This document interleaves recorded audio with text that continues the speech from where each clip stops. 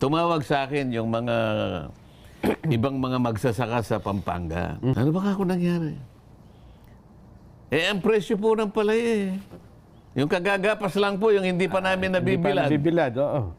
7 piso hanggang 8 piso na lang per kilo. Naku po. Paano pa po kami mabubuhay? Ba't ka ako nangyari yun? Ayaw na po kasing bumili ng NFA. Bakit?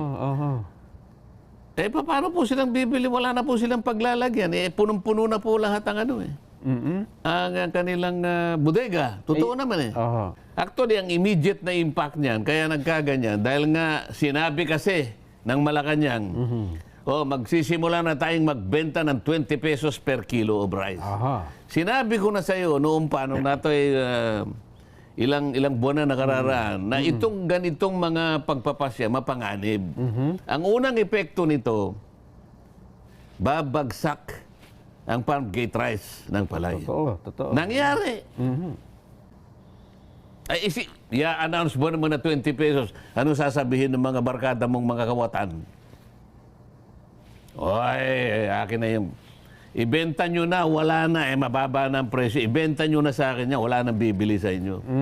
So yung mga kawatan, yung mga gustong kumita, Mga trader, mga trader, sila kikita rito